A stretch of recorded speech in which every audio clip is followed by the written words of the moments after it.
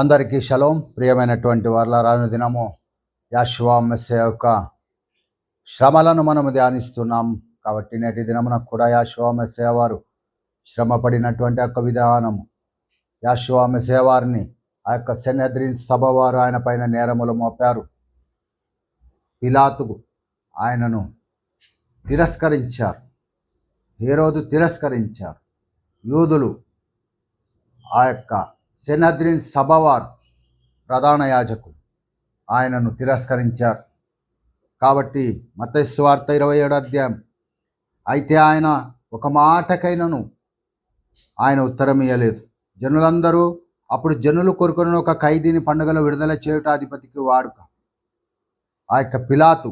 కాబట్టి జనులు కూడి వచ్చినప్పుడు పిలాతు, నేను ఎవరిని విడుదల చేయనని మీరు కోరుచున్నారు, బరబ్బనా లేక మెస్సియానా అని వారిని అడిగినప్పుడు వారు అసూయ చేత ఆయనను అప్పగించరని అతడు ఎరిగి ఉండను, ఆయనలో ఏ పాపము కనుగొనలేక. పిలాతు యొక్క అధికారము, హేరోదు యొక్క అధికారం ఆయనలో పాపమున్నదని నిరూపించలేకపోయింది. అవును ప్రియమైనటువంటి వారులారా, ఆయన పరిశుద్ధుడు కాబట్టి. కానీ ఆ యొక్క ప్రధాన యాజకులను, సెనెద్రిన్ సభవారును, ఇశ్రాయేలీలు అతడు న్యాయపీఠం మీద కూర్చుండి ఉన్నప్పుడు పిలాతు అతని భార్య కూడా హెచ్చరించింది, నీవు ఆ నీతిమంతుని జోలికి పోవద్దు, ఈ ప్రొద్దున ఆయనను గురించి నేను కలలో మిక్కిలి బాధపడుతున్నాను. కాబట్టి ప్రధాన యాజకులను, పెద్దలను బరబ్బను విడిపించమని అడుగుటకు, యెహోవాను సంహరించుటకు జనసమూహములను ప్రేరేపించారు. జనులను, అక్కడున్నటువంటి జనులను ప్రేరేపించారు. అవును ప్రియమైనటువంటి వారులారా, అందుకనే లూకాసు వార్త 23వ అధ్యాయం 13వ వచనం ఈ విధంగా సెలవిస్తున్నది. అంతటి పిలాతును, ప్రధాన యాజకులను, అధికారులను ప్రజలను పిలిపించి, ప్రజలు తిరగబడినట్లు చేయుచున్నాడని మీరు మనుష్యుని నా యొద్దకు తెచ్చింది. ఏమని నేరం మోపారు? ప్రజలను తిరగబడి చేయునట్టు ఇతను చేయుచున్నాడని అతని మీద నేరము మోపి నా యొద్దకు తెచ్చారు. ఇదిగో నేను మీ ఎదుట ఇతనిని విమర్శింపగా మీరు ఇతని మీద మోపిన నేరములలో ఒకటైనను నాకు కనబడలేదు. ధర్మశాస్త్రమునకు విరుద్ధముగా అతని మీద మోపబడినటువంటి నేరములలో ఒకటైనను నిరూపింపబడలేదు. కాబట్టి పిలాతు యొక్క అధికారం ఆయనకు తీర్పు తీర్చలేకపోయినది. హేరోదు కూడా కనపడలేదు. హేరోదు అతని మా యుద్ధకు తిరిగి పంపెను. హేరోదుకు కూడా ఆయనలో ఒక పాపము, ఒక దోషము, ఒక తప్పైనను కనుగొనలేకపోయాడు. హేరోదు యొక్క అధికారం అతనికి శిక్ష విధించలేకపోయినది. అందుకే హేరోదు మరలా త్రిప్పి పిలాతు యొద్దకు పంపివేశాడు. ఇదిగో మరణమునకు తగినది ఏది ఇతడు చేయలేదు అని పిలాతు సాక్ష్యం ఇస్తున్నారు. అవును ప్రియమైనటువంటి వారులా, కాబట్టి నేను అతనిని శిక్షించి విడుదల చేయుదునని వారితో చెప్పగా, వారందరూ వీరిని చంపివేసి మాకు బరబ్బను విడుదల చేయమని ఏకగ్రీవముగా కేకలు వేసి, పిలాతు యొక్క అధికారం, హేరోదు యొక్క అధికారము, పరిశుద్ధుడైనటువంటి యెహోవా మెస్సీయలో ఏ పాపమును వారు కనుగొనలేకపోయారు. పిలాతు యొక్క భార్య ఈ నీతిమంతుని జోలికి వెళ్ళొద్దు అని హెచ్చరించింది. కాబట్టి అతన్ని శిక్షించి విడుదల చేయాలని పిలాతు అనుకున్నా కూడా ఇశ్రాయేలీలు వారందరూ వీనిని చంపి మాకు బరబ్బను విడుదల చేయమని ఏకగ్రీవంగా వారు కేకలు వేసి. అవును ప్రియమైనటువంటి వారు, ఈ దినమున మనము తీర్మానించుకోవలసినటువంటి ఒక ఆత్మీయ సత్యము, మనము తీర్మానించుకోవలసినటువంటి ఒక ఆత్మీయ సత్యం. ఆ దినమున వారు ఇశ్రాయేలీయులందరూ కూడా ప్రధాన యాజకులు కానీ ఇశ్రాయేలీయులను ప్రేరేపించినటువంటి పెద్దలు, ప్రధాన యాజకులు వారు తీర్మానం చేసుకున్నారు, మెస్సియానా బరబ్బనా వారు తీర్మానం చేసుకున్నారు. తీర్మానించుకోమని దేవుడు వారికి పిలుపునిచ్చాడు.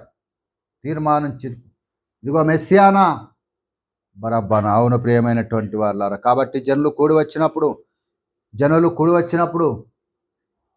ఆ యొక్క పిలాతు, ఆ యొక్క హేరోదు, ప్రధాన యాజకులను, సెనెద్రిన్ సభ వారందరూ వారిని తీర్మానించుకోమని దేవుడు వారి ముందు అవకాశం పెట్టాడు. మెస్సియానా బరబ్బనా. అవును ప్రియమైనటువంటి వారులారా, వారెవరిని తిరస్కరించారు?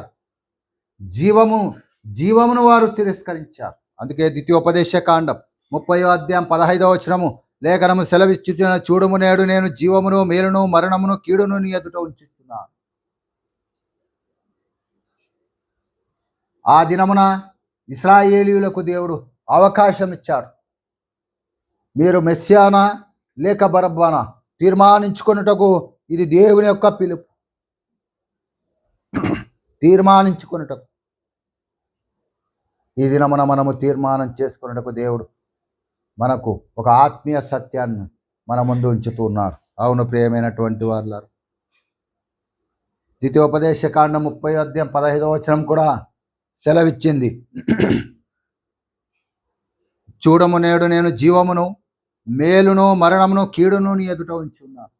ఆ దినమున మెస్సియాను, ఇదిగో నేనే మార్గమును సత్యమును జీవమునై ఉన్నాను, ఇదిగో ఆ యొక్క జీవమును మేలును వారి ఎదుట ఉంచుండగా వారు తీర్మానం చేసుకున్నారు, ఇదిగో మేము బరబ్బానే విడుదల చేయమని మేము కోరుకుంటున్నాము.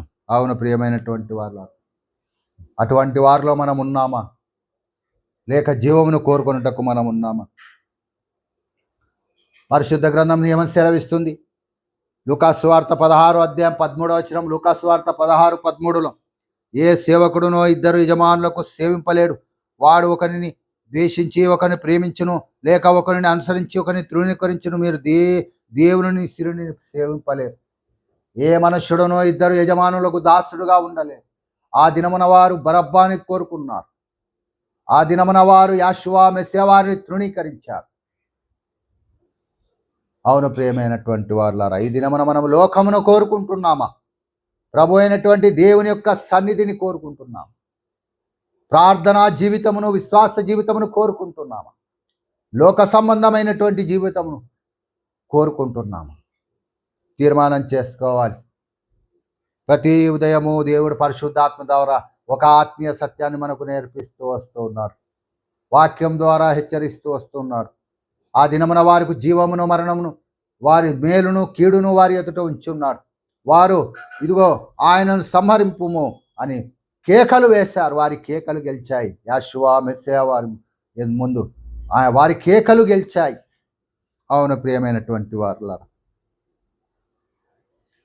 యాషువా మెస్సియా వారి శిష్యులకు కూడా ఆయన అవకాశం ఇచ్చాడు. యోహాను సువార్త 6వ అధ్యాయం 66వ వచనం, అప్పటి నుండి ఆయన శిష్యులలో అనేకులు వెనక తీసి మరి అన్నాడును ఆయనను వెంబడింపలేదు. ఆయన శిష్యులు, ఆయన 3,000 మంది శిష్యులను ఆయన తయారు చేస్తారు. 3,000 మంది ఆయనను వెంబడించిన వారిలో ఉన్నారు. అవును ప్రియమైనటువంటి వారు, 12 మంది శిష్యులు కూడా వెంబడించారు.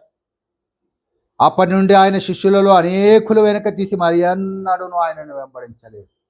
వారు కూడా ఆ యొక్క గుంపులో ఉన్నారు. అవును ప్రియమైనటువంటి దేవుని సంగమా, ఈ దినమున మనము తీసుకునవలసినటువంటి ఒక తీర్మానం. ఆ దినమున వారు బరబ్బాను కోరుకున్నారు.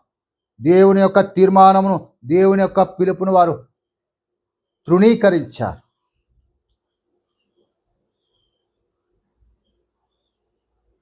కాబట్టి జవాబును వెతికేటువంటి ఒక ప్రశ్న పిలాతు ఎదుట ఉంది. కాబట్టి పిలాతు ఆ యొక్క జవాబును వెతకలేక వారిని అప్పగించాడు.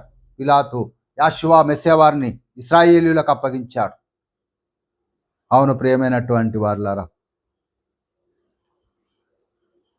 యోహాను సువార్త 6వ అధ్యాయం 67వ వచనంలో, కాబట్టి యాషువా మీరు కూడా వెళ్ళిపోవాలని ఉన్నారా?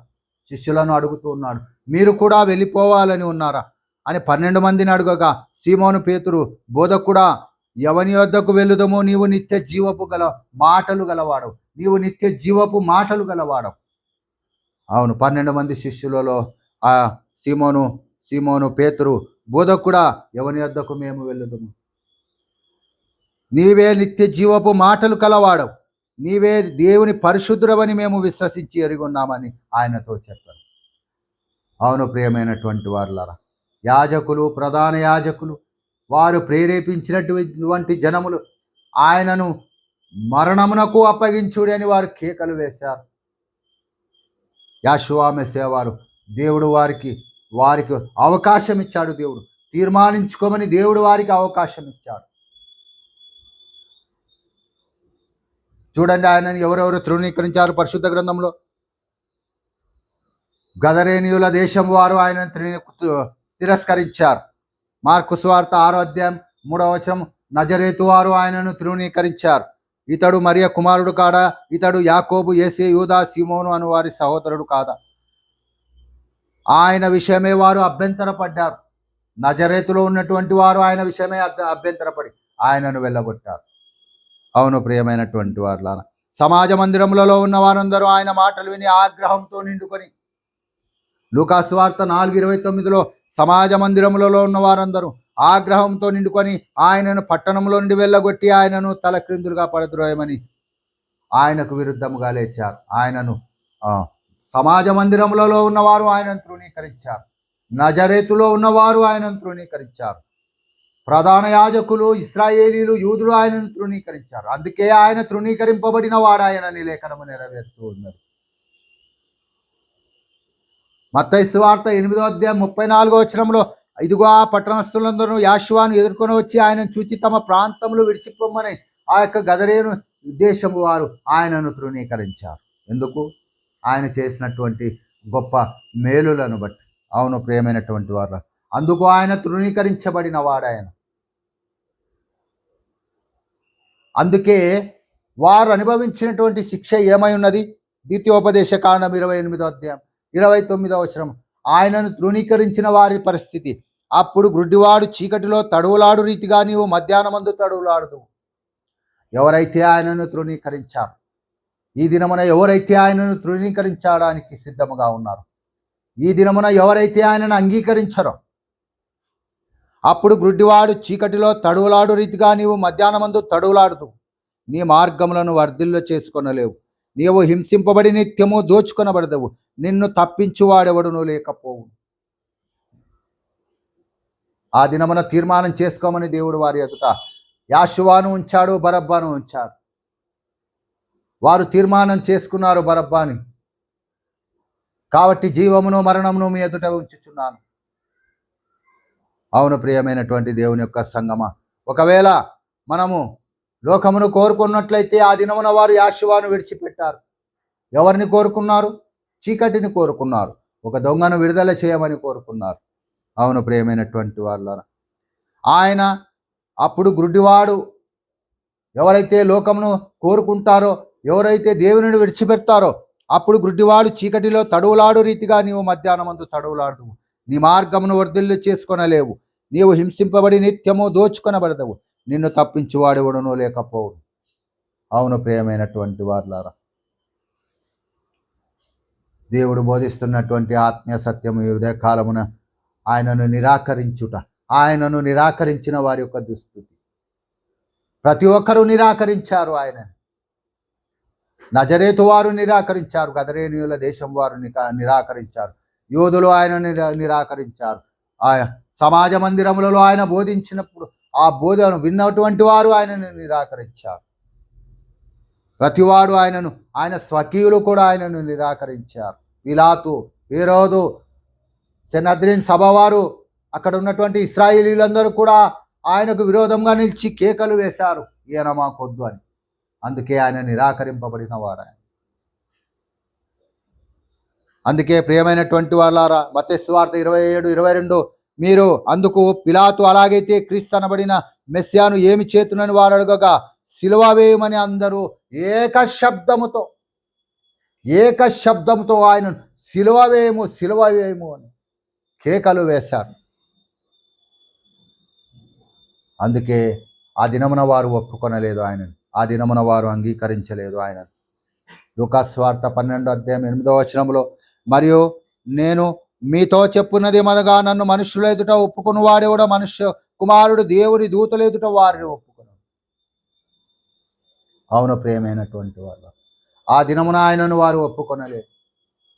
ఈ దినమున మనము కూడా అదే స్థితిలో ఉన్నామేమో. మనుషుల ఎదుట మనము విశ్వాసులమని కూడా చెప్పుకున్నటకు సందేహపడుతున్నామేమో. ఆయనను అంగీకరించినటువంటి అన్యజనులుగా ఉండి మనము ఆయనను ఎరుగమని బొంకుతున్నామేమో పేతురు వలె. మనుష్యుల ఎదుట మనము ఆయనను ఒప్పుకొనిన ఎడల మనము ప్రార్థనాపరులము, విశ్వాసులము అని మనం ఒప్పుకొనిన ఎడల రేపటి దినమున మనుష్య కుమారుడు దేవుని దూతల ఎదుట ఆయన మనల్ని ఒప్పుకొనగలడు. ఆ దినమున వారు ఒప్పుకొనలేదు ఈయన మనుష్య కుమారుడని. ఆయన చేసినటువంటి అద్భుతములను వారు చూచి కూడా ఆయన యొద్ద ఉన్నటువంటి అనేక శిష్యులు కూడా తిరిగి వెళ్ళిపోయారు. ఆ 12 మంది శిష్యులు మాత్రము మరలా ఆయన యొద్దకు వచ్చి మేము ఎక్కడికి వెళుదాము బోధకుడా రబ్బుని అని వారు నిలవబడినందుకు ఆ సర్వలోకమునకు సువార్త ప్రకటింపబడి ఉన్నది. అవును ప్రియమైనటువంటి వాళ్ళారా, యోహాను సువార్త 12:35 సెలవిస్తున్నది. అందుకు యాషువా ఇంకా కొంతకాలం వెలుగు మీ మధ్య ఉండును, చీకటి మిమ్మును కమ్ముకొనుకుండునట్లు మీకు వెలుగు ఉండగా నేను అడుగుడి. చీకటిలో నడిచివాడు తాను ఎక్కడికి పోవచ్చున్నాడో ఎరుగడు. వెలుగును ప్రేమించాలి. వారు వెలుగును ద్వేషించారు కాబట్టి అనేక శ్రమలను చూచారు ఆ దినమున. కాబట్టి ఈ దినమున మనము వెలుగును ద్వేషిస్తున్నామా, చీకటిని ప్రేమిస్తున్నామా, లేదా చీకటిని ద్వేషిస్తున్నామా తీర్మానం చేసుకోవాలి. అనుదినము ఉదయకాలమున యాషువా మెస్సీయ వారి యొక్క శ్రమలను గురించి మనం ధ్యానిస్తున్నాం. మనం ఎవరిని నిరాకరిస్తున్నాం ఈ దినమున? ఆ దినమున దేవుడు వారి ఎదుట తీర్మానం పెట్టాడు. వారికి ఒక తీర్మానించుకోమని ఒక అవకాశం ఇచ్చాడు. యూదులందరికీ, సెనద్రిన్ సభ వారందరికీ, యూదులకును సెనద్రిన్ సభ వారికి. కాబట్టి వారు దేవుని యొక్క పిలుపును, దేవుని యొక్క తీర్మానమును వారు నిరాకరించారు. వారు బరబ్బాను కోరుకున్నారు. కాబట్టి యాషువా మెస్సీయ వారు లోకమునకు వెలుగు. ఆ వెలుగును మనం నిరాకరిస్తున్నామా? చీకటి అయినటువంటి బరబ్బాను వారు అంగీకరించారు.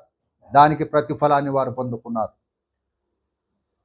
అవును ప్రియమైనటువంటి దేవుని యొక్క సంగమా, ఈ దినమున మనము కూడా ఆ యొక్క వెలుగుని అంగీకరించి విశ్వాస జీవితము, ప్రార్థన వాక్య ధ్యానము, అనుదినము ఒక గడియ సమయము ఆయనతో మనము నడుస్తున్నాము. ఆ వెలుగుతో హానోకు దేవునితో నడిచెను, అతడు మరణము చూడకుండా కొనిపోబడెను. మనము కూడా వాక్యంతో నడిచిన వారమైతే దేవుని యొక్క కృపలో మనం భద్రపరచబడతాం.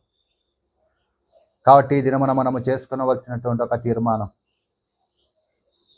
యాషువా మెస్సీయ వారు మౌనముగా అంగీకరించారు, మౌనముగా నిలిచి ఉన్నారు. అనేకులు తిరస్కరించినను ఆయన మౌనముగా సహించారు.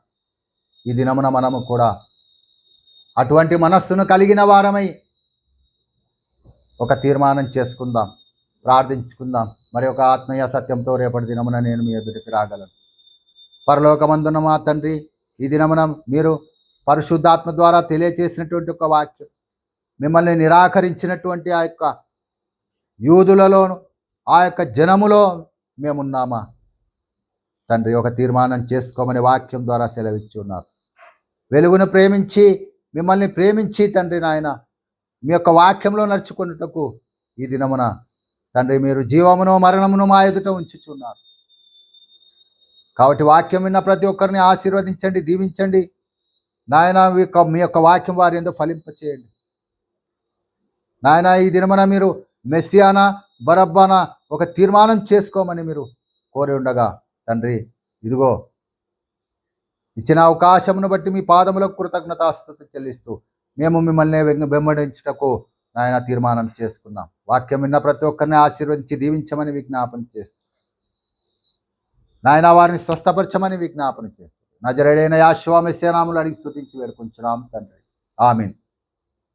ప్రియమైనటువంటి వాళ్ళారా, మరి ఒక ఆత్మీయ సత్యంతో రేపు ఉదయ కాలమున నేను మీ ఎదుటకు రాగలనని పరిశుద్ధాత్మ యొక్క దేవుడు వాక్యమును తెలియచెప్పగలడు. కాబట్టి అనుదినము ఒక సత్యమును మనం చూస్తున్నాం పరిశుద్ధ గ్రంథములు. రేపటి దినము కూడా ఆయన యొక్క వస్త్రము, ఊదారంగు వస్త్రం గురించి మనం ధ్యానించేదాం. ఆయన పొందినటువంటి యొక్క శ్రమలను గురించి మనం ధ్యానిస్తూ ఉన్నాం. కాబట్టి అందరూ యొక్క ఛానల్ని సబ్స్క్రైబ్ చేసుకోండి, అందరూ యొక్క ఛానల్ లైక్ చేసి కామెంట్ చేయమని విజ్ఞాపన చేస్తూ